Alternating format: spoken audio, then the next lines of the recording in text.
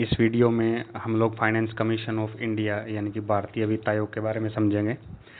ये जो video series है ये कॉन्स्टिट्यूशनल बॉडीज संवैधानिक संस्थाओं के बारे में है। अब बात करेंगे भारतीय वित्त आयोग की।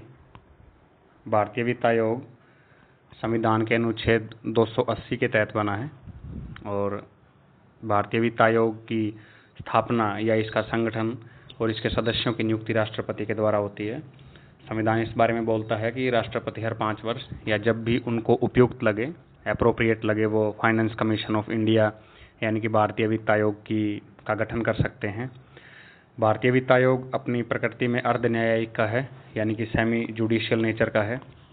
बात करें भारतीय वित्त आयोग की संरचना यानी कि उसके संगठन की, इसका स्ट्रक्चर कैसा है, तो भारतीय वित्त आयोग के अंदर एक अध्यक्ष और 4 सदस्य होते हैं। ध्यान देने योग्य बात यह है कि भारतीय वित्त आयोग के अध्यक्ष और सदस्य वो रीअपॉइंटमेंट यानी कि पुनर्नियुक्ति के पात्र हैं। एक बार अपने पद से त्यागपत्र या रिटायरमेंट देने के बाद में वो फिर से फाइनेंस कमीशन में यानी कि वित्त आयोग में सदस्य या अध्यक्ष फिर से बन सकते हैं। संविधान के अंदर ये उपबंध दिया गया है कि वित्त आयोग के अध्यक्ष और सदस्यों की एलिजिबिलिटी या योग्यता का निर्धारण डिटर्मिनेशन पार्लियामेंट के द्वारा किया जाएगा। इस विषय में भारतीय संसद ने अध्यक्ष और सदस्यों के लिए कुछ एलिजिबिलिटी या योग्यता के मापदंड निर्धारित किए हैं। अध्यक्ष की भांति जब अध्यक्ष की बात करते हैं तो ये बोलता है कि उसको सार्वजनिक मामलों का अनुभवी व्यक्ति होना चाहिए, यानी कि कोई व्यक्ति जो पब्लिक अफेयर के अंदर जिसको काफ़ी एक्सपीरियंस हो। बात करें 4 सदस्यों की तो एक सदस्य उच्च न्यायालय में न्यायाधीश या उसकी जैसी योग्यता रखता हो, यानी कि या तो वो हाई कोर्ट का जज हो या फिर हाई कोर्ट का जज बनने की सारी एलिजिबिलिटी रखता हो।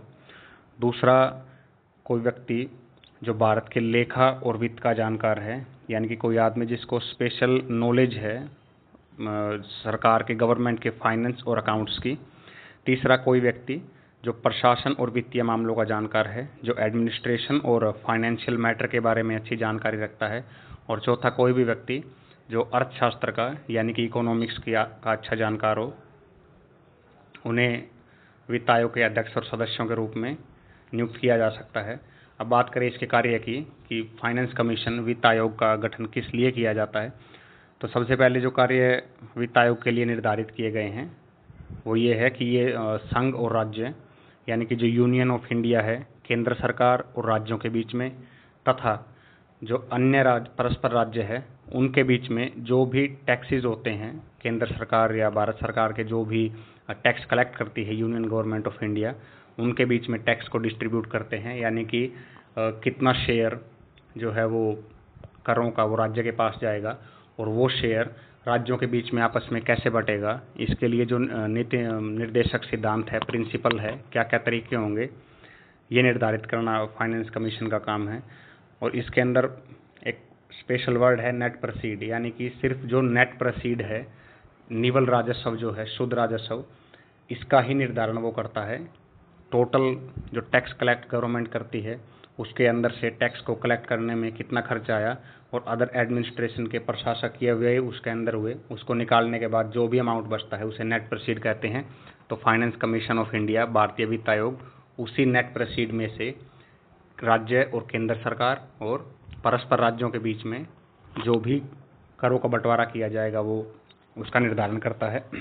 दूसरा कार्य भारत की संचित निधि यानी कि कंसोलिडेटेड फंड ऑफ इंडिया जो है, उसमें से राज्यों को जो ग्रांट इन एड यानी कि जो अनुदान भारत सरकार देती है उसके लिए किन सिद्धांतों का पालन किया जाए, कितना अनुदान निर्धारित किया जाए, इसके लिए जो सिद्धांत है उनको बताने का कार्य या उनके ऊपर दिशा निर्देश देने का कार्य फाइनेंस कमीशन ऑफ इंडिया करता है।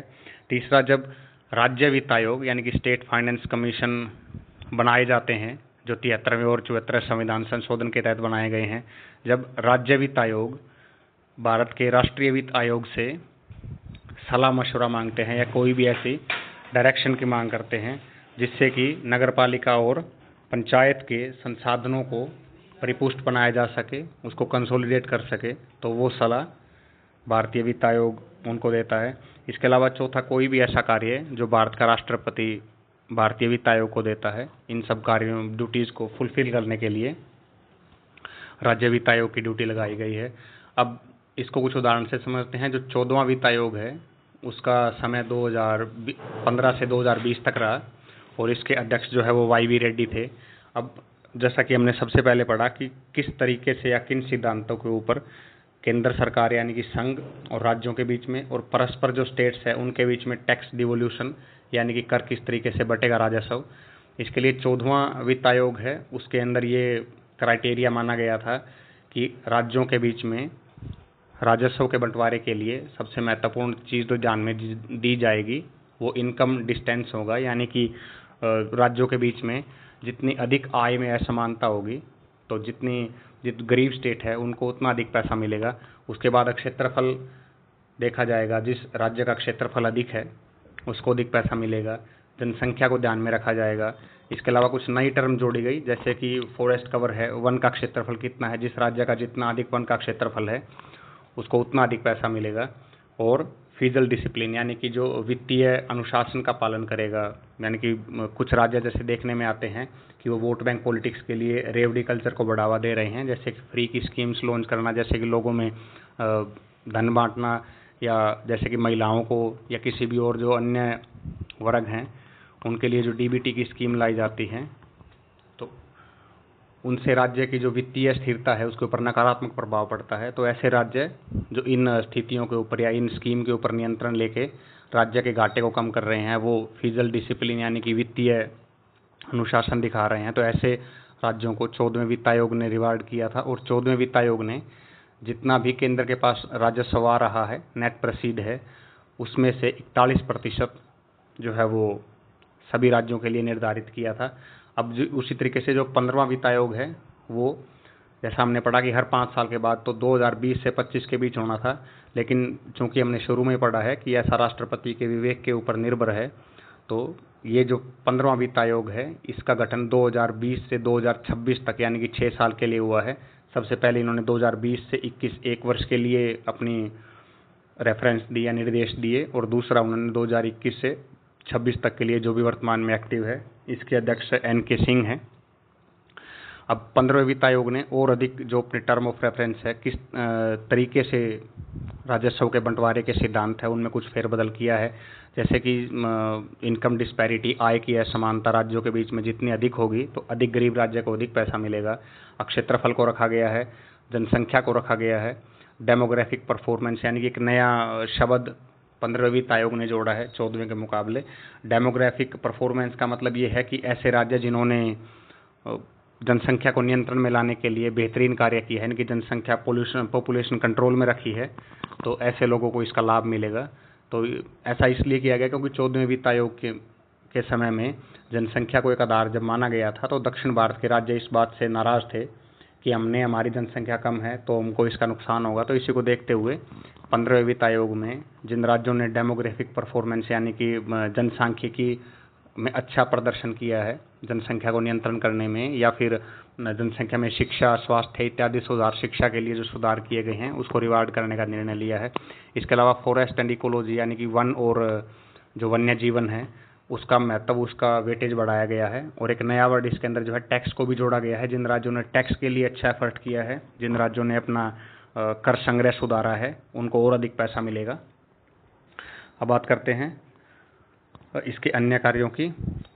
जो राज्य वित्त आयोग है वो 1960 तक असम, बंगाल, बिहार और उड़ीसा को जूट और जो जूट से बने हुए प्रोडक्ट हैं उसके निर्यात शुल्क में, यानी कि जब कोई भी चीज़ हम लोग भारत से बाहर निर्यात करते हैं तो उस पर निर्यात शुल्क लगता है। तो चूंकि ये राज्य गरीब थे और उस समय तक भारत स्वतंत्र हुआ था, तो जूट और जूट के जो उत्पाद है उस इंडस्ट्री को बढ़ावा देने के लिए जो भी जूट के ऊपर एक्सपोर्ट ड्यूटी लगाई जाती थी उसको कंपनसेट करने के लिए, उसकी प्रतिपूर्ति के लिए कुछ धन जो है वो राष्ट्रीय वित्त आयोग है, भारतीय वित्त आयोग, वो रिकमेंड करता था। वो 1960 तक था, उसके बाद ये प्रोविज़न बंद कर दिया गया। इसके अलावा राष्ट्रीय वित्त आयोग, फाइनेंस कमीशन ऑफ इंडिया जो है वो अपनी रिपोर्ट वार्षिक यानी कि साल में एक बार या फिर जब भी राष्ट्रपति उसके लिए मांगते हैं उचित समय पे वो राष्ट्रपति को अपनी रिपोर्ट देते हैं और राष्ट्रपति उस रिपोर्ट को सदन के सामने रखते हैं संसद में। अब यहाँ पे ध्यान देने योग्य बात है कि फाइनेंस कमीशन ऑफ इंडिया, भारतीय वित्त आयोग की जो सलाह है वो सिर्फ सलाहकारी प्रवृत्ति की है, यानी कि सरकार के ऊपर बाध्य नहीं है। राष्ट्रपति, कार्यपालिका या संसद के ऊपर ऐसी कोई बाउंडेशन नहीं है, ऐसी कोई मजबूरी नहीं है कि वो इस सलाह को माने। और इसको एक स्पेशल वर्ड से कहा डिनोट किया गया है कि भारतीय वित्त आयोग जो है वो balancing wheel of Indian federation है, यानी कि भारतीय संघवाद में जो वित्तीय संघवाद है, यानी कि जो पैसे से संबंधित है, उसको बैलेंस करता है। तो इस वीडियो में हमने भारतीय वित्त आयोग के बारे में जाना। उम्मीद है कि इस टॉपिक से जुड़े हुए जो भी क्वेश्चंस आपके सामने आएंगे आप उनको टैकल कर पाएंगे और उनका अच्छे से आंसर दे पाएंगे। तो इस स्थिति में आगे हम आने वाले 2, 3, 4 और वीडियो में जो भी संवैधानिक संस्थाएं बची हैं उनके बारे में अध्ययन करेंगे। तब तक के लिए थैंक यू।